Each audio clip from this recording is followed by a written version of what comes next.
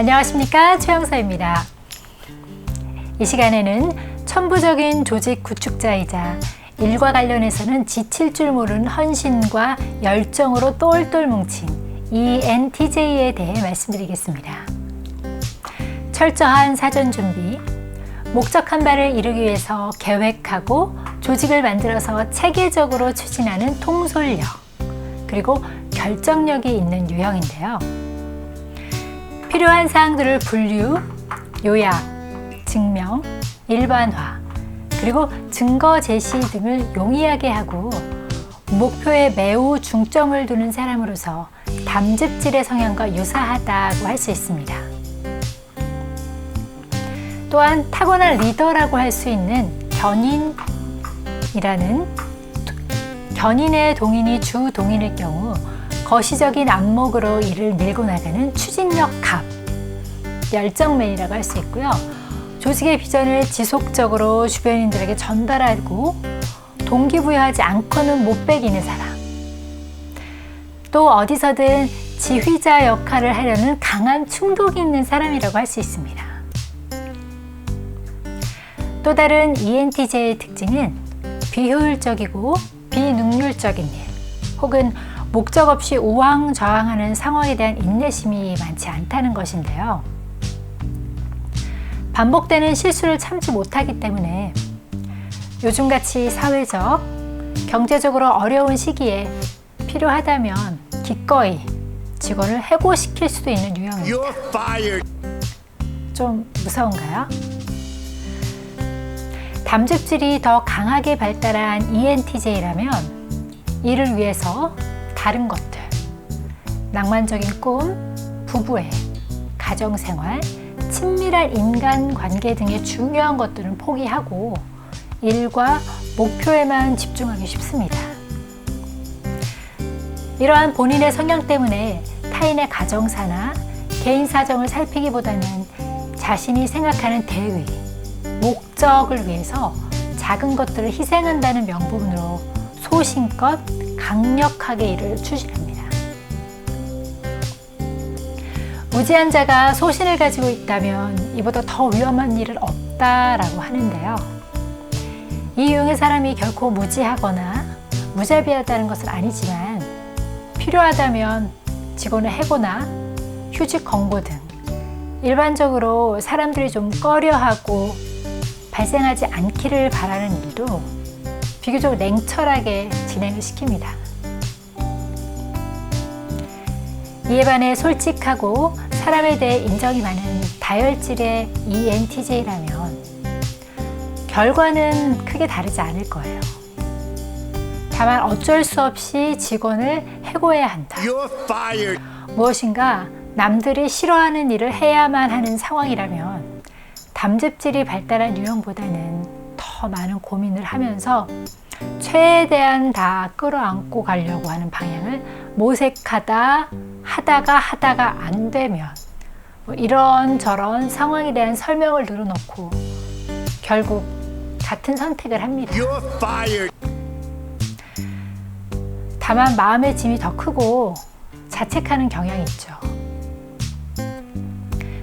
그러나 빠르게 결정하고 빠르게 추진하는 외향형의 성향으로 다른 일에 몰두하다 보면 자연스레 잊어버리기도 합니다. 강한 추진력과 통솔력을 지닌 ENTJ 유형은 목표 지향적, 즉 미래 지향적이다 보니까 현실적인 문제들은 지나치기 쉬워요. 또 너무 자신만만하고 낙관적으로만 생각하다가 일을 그르칠 수도 있습니다. 지난 시간에 말씀드렸는데요.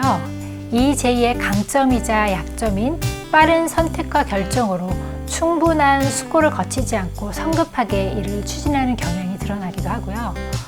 타인에게 강압적으로 보일 수도 있다는 점을 유념해야 합니다. 본인이 안 된다면 주변에 현실 감각이 풍부한 사람의 도움을 받고 다른 사람의 능력도 인정하는 말과 태도를 훈련하시길 추천드립니다. 이런 ENTJ 유형과의 연애는 매우 열정적이고 불꽃이 튈 수 있어요. 그런데 결혼을 하고 나면 그 열정은 다 어디로 갔는지, 아침부터 밤늦게까지 일만 하고, 대체 내가 예전에 알던 그 사람은 어디로 갔는지, 심지어 사기 결혼 아닌가 싶을 만큼 상대 배우자가 혼란을 겪을 수도 있습니다. 특히 담즙질의 ENTJ, 그리고 사랑이 인생의 전부인 듯한 유형의 사람이 결혼을 했다면 이혼까지도 생각할 만큼 심각한 문제가 발생할 수도 있어요. 부부 상담 사례 중에도 비슷한 경우가 있었는데요. 남편이 담즙의 ENTJ, 소위 잘 나가는, 비교적 성공한 사업가였고, 부인은 5살 연하의 간호사셨는데요. 뜨겁게 연애하고 결혼했어요. 그런데 결혼 한 3년쯤 후부터 문제가 발생했고 심각한 상태가 되어서 저를 만났습니다. 그 남편은 딴짓을 하거나 바람을 핀 것도 아니고 그저 최선을 다해 하루하루 열심히 살고 종일 일하고, 겉으로 보기에는 부유하고 또 비슷한 연령대 대비 꽤 성공한 것처럼 보이는 별 문제 없는 중년의 부부였는데요. 부인은 전혀 행복하지 않았던 거죠. 사랑하고 사랑받는 알콩달콩한 가정을 원했는데 일하는 기계와 의무적으로 살고 있는 것 같은 이상한 느낌으로 무기력해지면서 삶의 의미를 찾지 못하고 여자로서의 존재감마저 상실한 상태였어요. 남편 또한 내가 뭘 잘못했는데 나 같은 남편이 있으면 나와보라 그래 라고 하면서 늘 우울해하는 아내 때문에 지속적으로 불만이 쌓였고, 그러다 보니까 더욱 밖에서 일만 하고 악순환이었거든요. 예를 들어 그냥 아내가 속상해할 때 미안하다 한마디면 되는데 ENTJ가 그 말을 잘 못해요.